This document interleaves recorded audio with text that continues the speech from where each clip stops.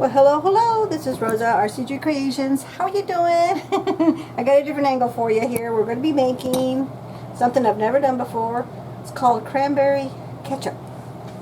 And it's coming from, I needed some freezer space. So I had to get rid of all my frozen cranberries that were in the freezer that I got back in the fall. And I'm using the Ball cookbook. And I was just searching for stuff that said cranberries. And I come across this and I go, this is something that I can do. It's not really ketchup, it's more like a jelly. But it's something that you put on over some meat or on as a side dish. I'm turning on my heat.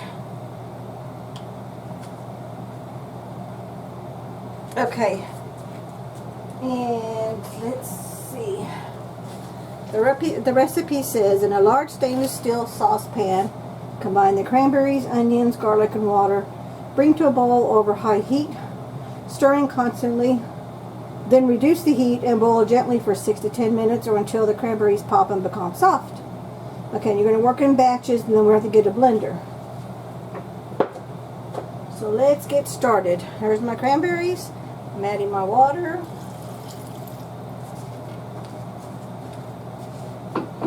And I've got my water bath canner because we're going to water bath these.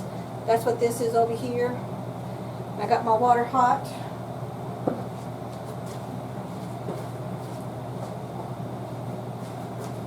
And these are very small diced onions. And a quick tip for those of you who have to chop a lot of onions for a meal, if you put a fan, like a portable fan, or even one you just plug in, and you have it blowing toward you, you don't get teary eyes because the air is pushing the fumes of the onion away.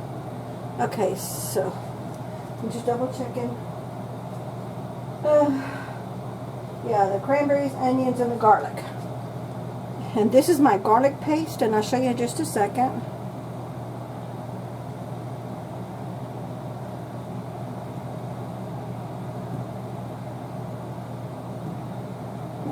Okay. Let me get myself a long spoon. I want a sturdy spoon.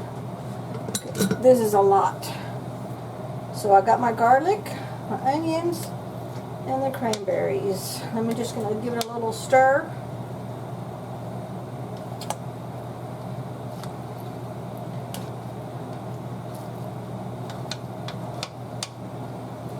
And then once it comes to a rapid boil, we'll set the timer.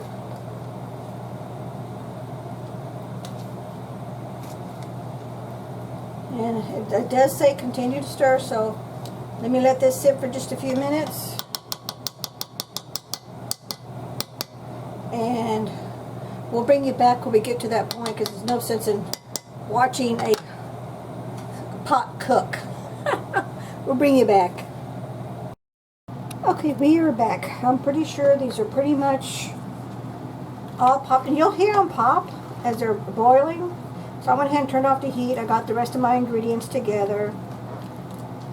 But I wanted to show you, for those of you who may not know, if you don't have garlic, or you don't want to mince it and do it yourself, buy yourself this chunky garlic stuff.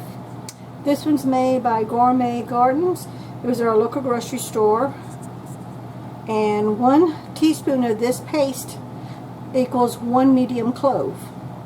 So this is a good way, and just keep this stored in the fridge. It does have an expiration date. I saw it somewhere. Oh, here it is on the label. Used best before July 15, 2022. And I've had this for like 2 or 3 months, I believe. So I'm putting that back in the fridge. But that saves some of your cooking and prepping time. Okay, so now all this has come to a boil. I'm turning off the heat.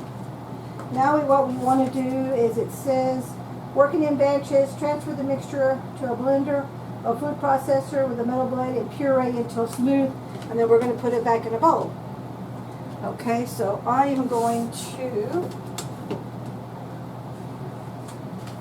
here's my blender. And when you have a small space, you got to make do.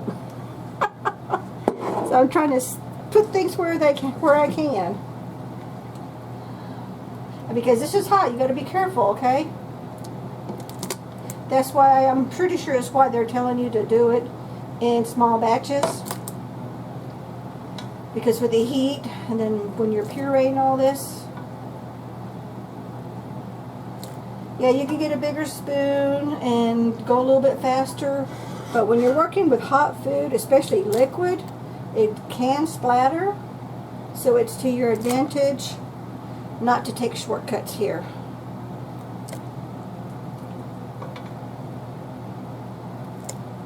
Okay. Now, I am going to, let me bring you up a little bit. Oops, sorry. Okay, can you see the, let me see, can you see the blender? Okay, yeah, you can. Okay. And we have the Ninja Professional 1500 blender.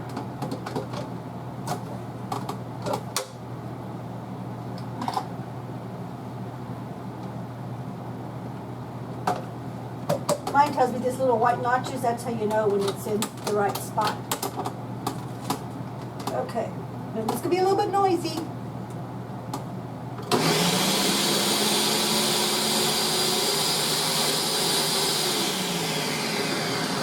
But all you want to do is puree it. So I'm going to do the whole thing, and then I'll bring you back because you're going to puree it, but I'm going to put it in a separate bowl for right now.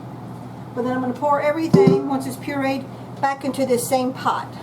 So we'll bring you back when we get to that part, okay? Okay, now we're back. I pureed everything. Let me get this out.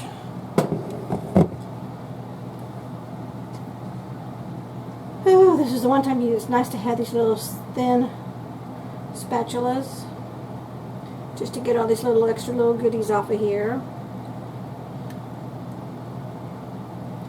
I'm not going to go crazy overboard on it. I'm just going to get as much as I can.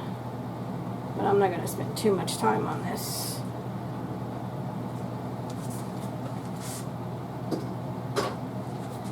And now you can tell why it's called cranberry ketchup. Because it looks kind of like ketchup. Now, my second and third batch were really pureed. This one is pureed pretty good, but there are still a few that were a little chunky. But that's okay. At least I hope so. I actually saw some couple of recipes where some of them made them just a little bit chunky, but it was mostly pureed. Again, like I always say, do your own research. You do what's best for you and how you want to make something. But when you're water bath canning and when you're pressure canning, this is the one time you really want to follow a recipe to the T until you've made it a few times and you know what works for you and what doesn't. But especially pressure canning, but water bath canning, you can kind of cheat just a little bit, but not a whole lot.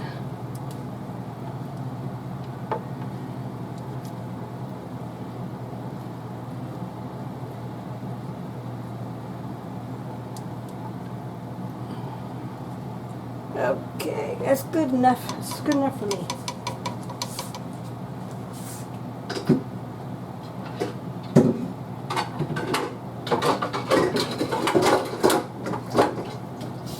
I'm just going to soak this just a minute because I don't want it to get really hard. I'm going to get most of this stuff off of my blend, put some moisture in my blender here. Okay. Wipe my hands, get my spoon. Now let's go back to finishing the recipe the way the recipe book says. Okay, so all that's in there. Whew. Okay, so the next phase says, return the mixture to the saucepan, add the brown sugar, the vinegar, the mustard, the cloves, and the salt. So here's 3.5 cups, 3 cups of brown sugar. And We want it to come to a boil, so let's turn the heat back on. Oops, I need my front burner. Okay, brown sugar, vinegar,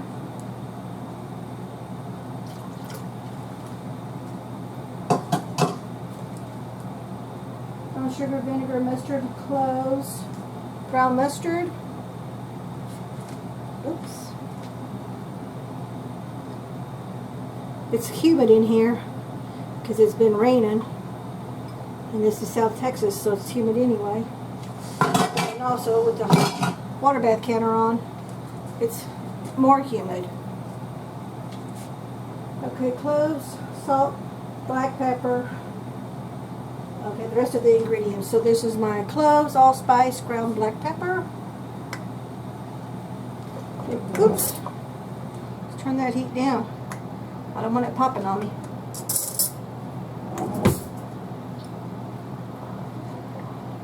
Stir it just a little bit until I get all these goodies in here.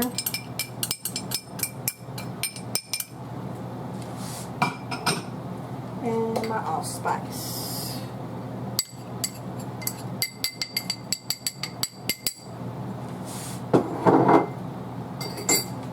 Okay, I think that is everything now.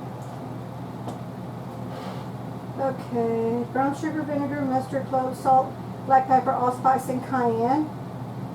And of course the full description with the ingredients and the recipe will be in the description box. And we want to bring it to medium-high heat. Medium-high heat. I'm going to stir this up. Just making sure you're in frame there. You can see me. Let me bring you just a tad closer. Sorry, I had a pot holder here because sometimes this pan gets hot. Okay, sorry about that. So let's mix this up. Don't forget, mix all the way down to the bottom and bring it up.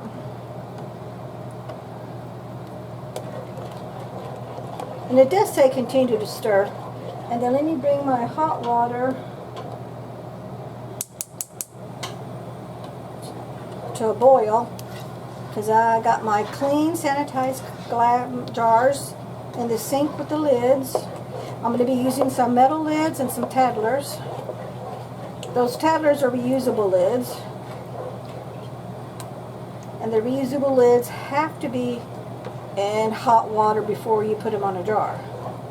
So they have to be in hot water. And of course I sanitize and clean my sink before I put anything in it.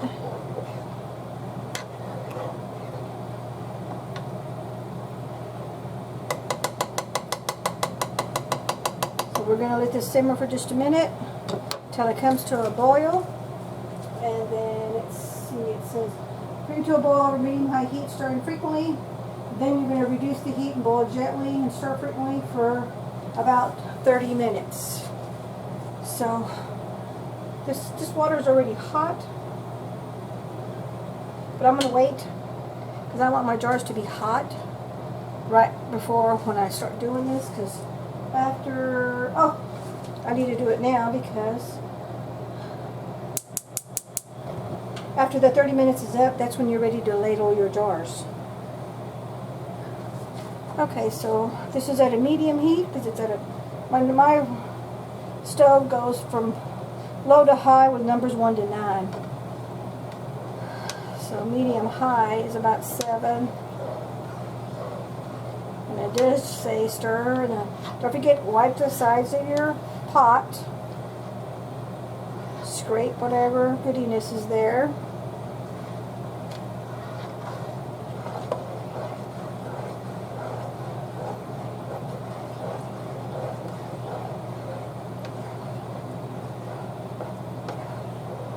And don't forget to scrape all the way to the bottom. So just in case parts do scorch a little bit, you're scraping all the way to the bottom. This is a good time when you can use like a spatula, a solid, like a wood spatula. I don't have a wood spatula. I do have a little short one, but not a big long one. That's another thing I need to add to my wish list is some long utility tools like this. I love this one because it's metal and it's very, very sturdy. And my other ones are kind of on the flimsy side because they're solid plastic, but they're flimsy. And I need to start investing in some extra long ones. So as you're stirring and the pot's boiling, your hands don't get hot because you have a really long spoon. That's going to be another project for the future.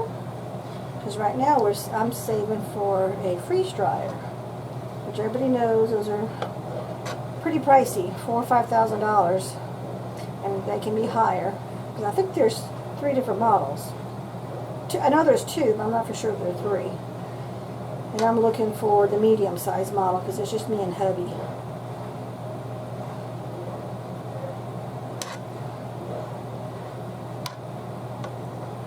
Look at that, isn't that pretty?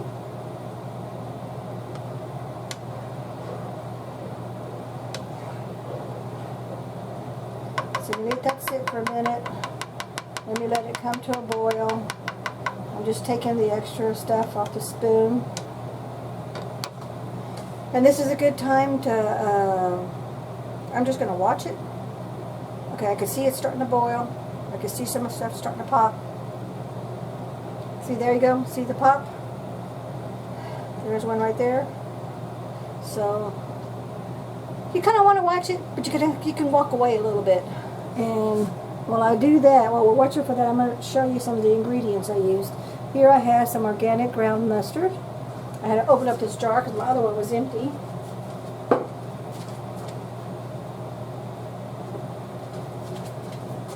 And I just used my salt and pepper from my regular salt and pepper shakers. So I can put those back away. My ground cayenne. And this is my homemade allspice that I made myself. All my ingredients, and there they are.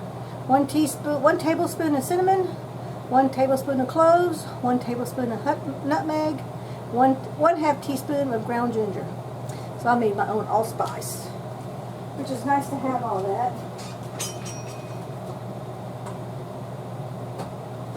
So I'm just going to put my stuff away while I'm waiting for that to do what it's got to do.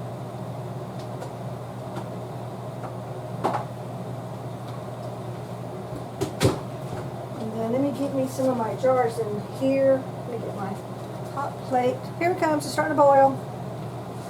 Oh, let me give me a pot.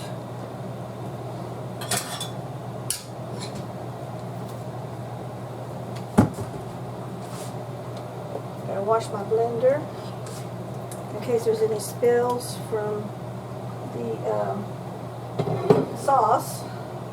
I'm just getting my hot water to put in my sink in my jars.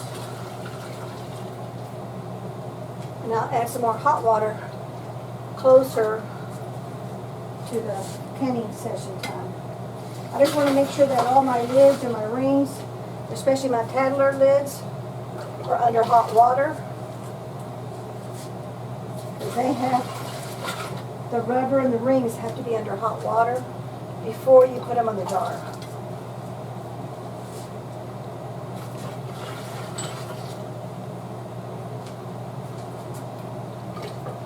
More now, we're good to go.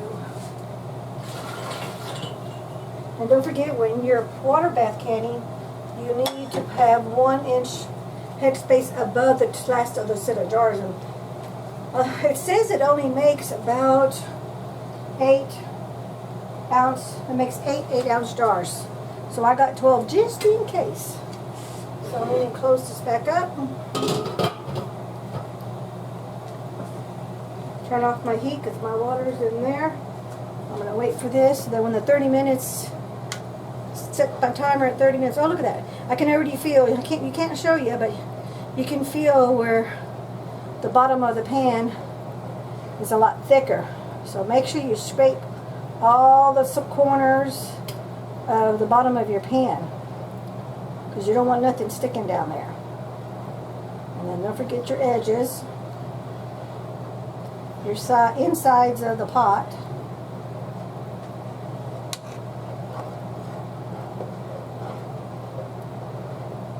Because it did say continue to stir.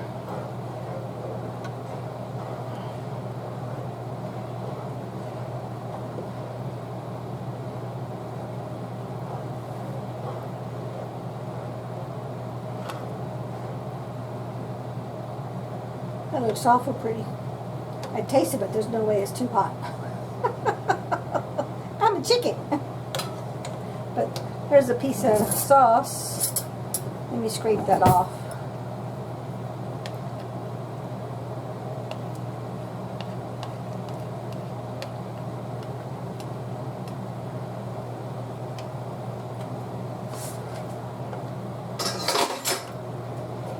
And a good time is during the 30 minutes that you're waiting for this to simmer, cook, is a good time to do your dishes and put them away so that you have less cleanup after you're done. That's turned off, that's turned off. This one's on medium. Okay, so we're going to bring you back, because this is all we're going to do now. I'll bring you back when the jars are loaded, filled and loaded. See, I see it bubbling. So let me read my directions again. Okay, return the mixture to the saucepan, add the brown sugar, we did all that. Bring it over to boil over medium-high heat, stirring frequently.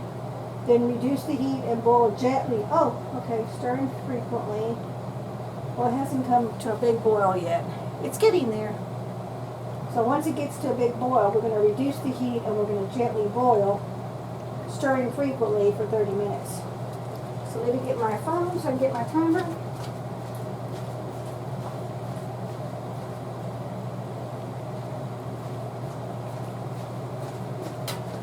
And I'll get my timer ready. Okay, so it's starting to boil. And wait for it to boil a little bit more. Go to my timer. 30 minutes. I'm not going to hit start yet. Okay, bring over boiling oil, stir it quickly. Then we reduce. Okay, so we're good to go now. See how it's boiling all over? Can you see that? Let me see. Let me angle you just a little bit. I hope there's not too much of a glare from the light. But you can see it boiling there. So now I'm going to reduce my heat. And I'm going to set my timer for 30 minutes. And look, everything on the bottom, that thick, that stuff that remember I told you was kind of thick there, it's already been loosened up and it's already in the mixture.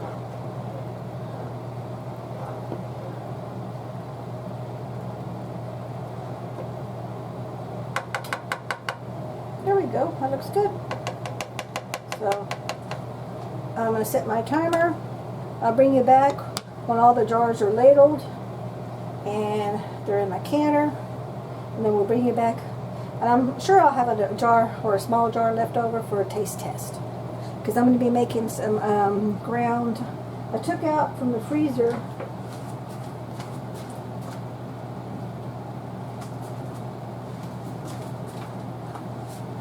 see that? It's one of those recyclable freezer bags. It's pressure can turkey and chicken-based stock. So I have my homemade chicken place. So that's what we're going to eat for supper, with some veggies. And then I'm going to pour some of this stuff on top, because that's the whole point of doing this, is this is made for, okay, this cranberries yield a uniquely delicious, sweet and tangy condiment that tastes remarkably similar to a popular British steak sauce. It goes particularly well with meat pies and egg dishes. And that's what this is for. This is just to enhance your main course of meat. And that's what this is for.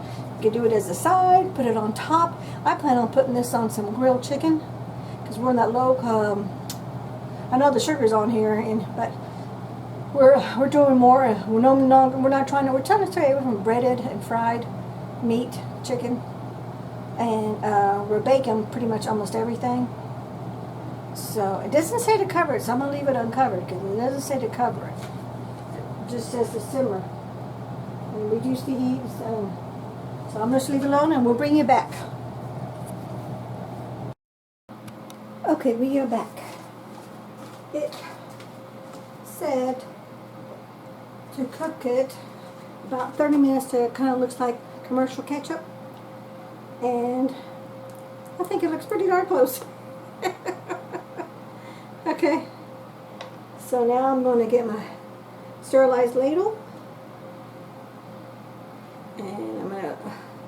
I did get the 8-ounce jars, and I got a smaller one.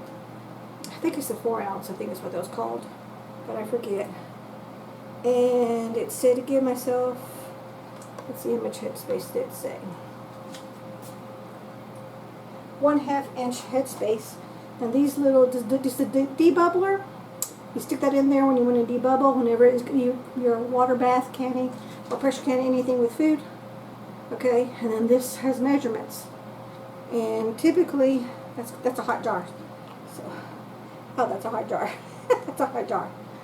Right here is a 1-inch measurement, which is this bottom ring. And then you got the little steps for all that. That's a hot jar. I'm only going to go to the 1 inch, but you can go all the way up to the 1/2 inch, but I'm not going to go that far. I just personally don't like to put anything all the way to the top. That's just me.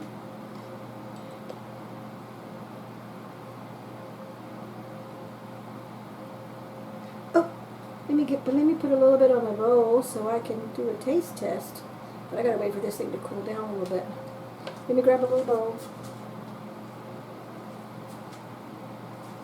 I need a little bitty bowl.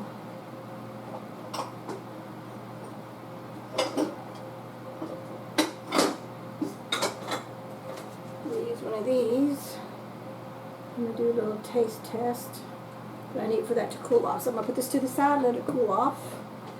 And I'm using 2 spoons because sometimes when you're doing stuff like this that's kind of thick, you may need to add just a little bit. And I like to be able to see it when the funnel, the canning funnel's not there.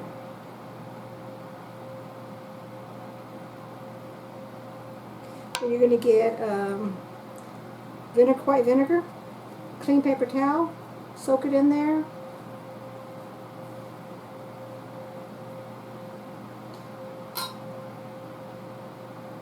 That's hot. You're going to wipe off all the way around the rim and the rings on the outside. Don't go on the inside at all, just the top part. Then with a clean finger, run your finger around it to see if there's any imperfections or bubbles or little cracks on the rim of the jar. If there is, don't use that jar because it will not seal. And then because you have natural oils in your hands, I like to wipe it again one more time just to make sure that I get a good clean seal.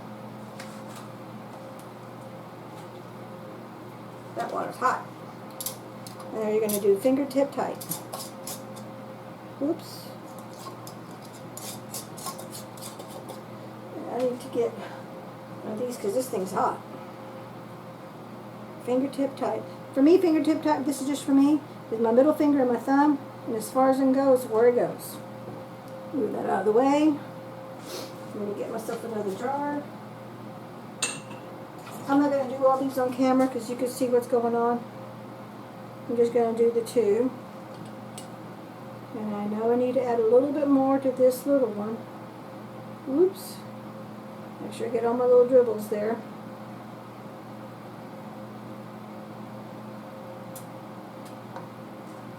Okay.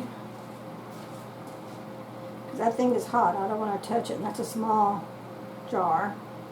I'm just going to wipe off any possible. Just because you don't see it doesn't mean there's a little dribble somewhere, and that can compromise your seal. So it's always best just to play on the safe side. And I'm turning it on the sides. I'm not touching the rim of the jar.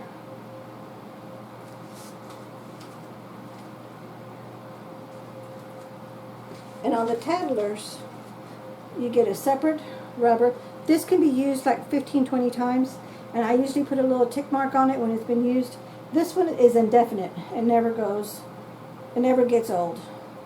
And then you put it on there, it sits right inside. Then you lay it on top.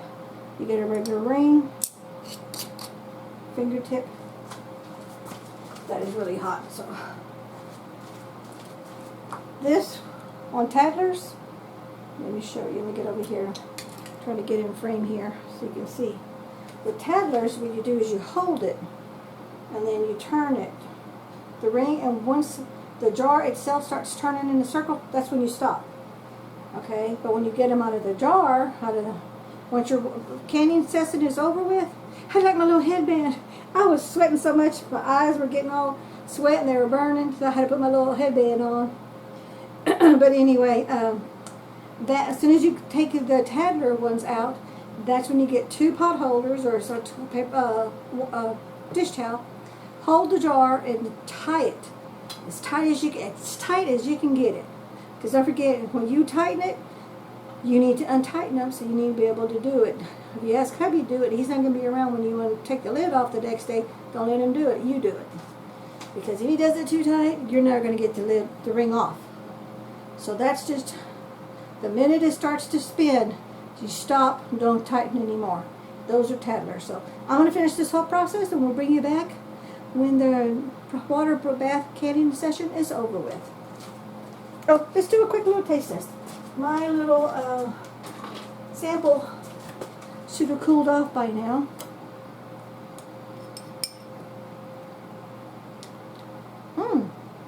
I like cranberries. It's got a little bit of tartness, but with the brown sugar in it, that's some good stuff. You know what? This would be good on top of strawberry. Oh, well, wait a minute. No. I was going to say, this would be good on ice cream. Don't do that, because the cayenne, whoo, you can taste the, after you swallow it, you can taste this kick of the cayenne. So you may want to back off on the cayenne if you don't like too much spice. I followed it exactly. I didn't do anything extra.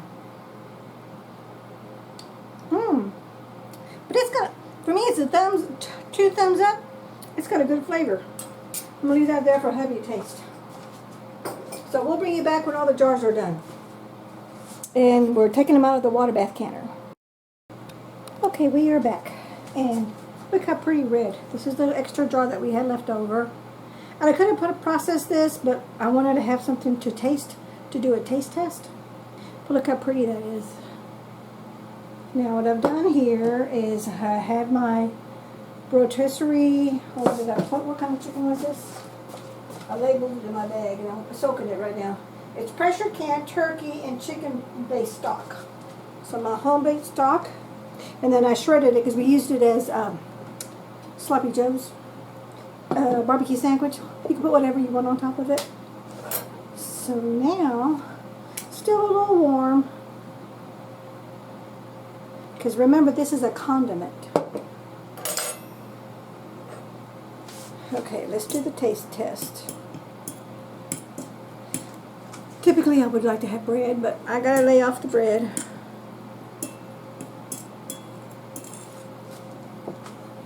I want you to get a closer look. Look at that. Isn't that a pretty color? And then there it is.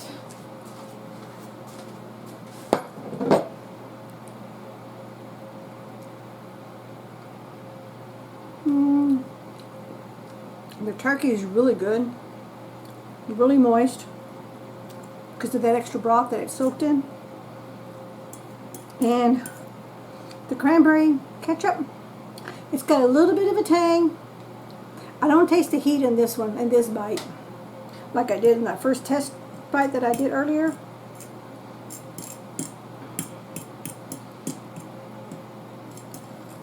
So let's do one more taste.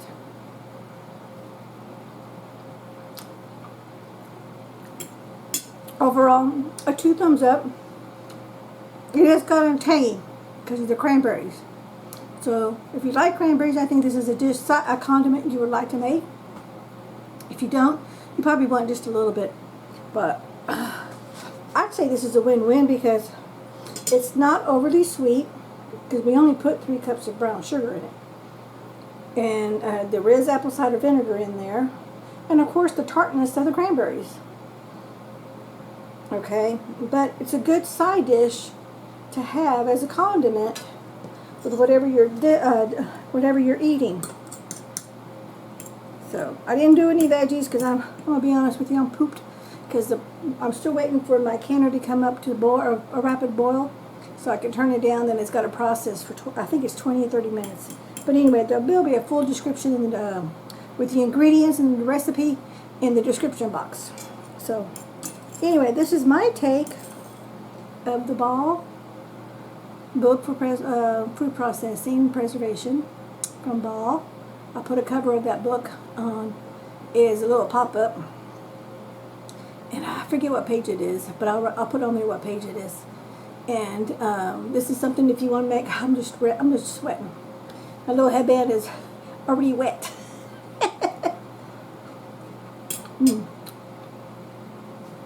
But this is definitely a good side dish, side condiment to have with any main course. And the recipe book from Ball did say it's good for like eggs.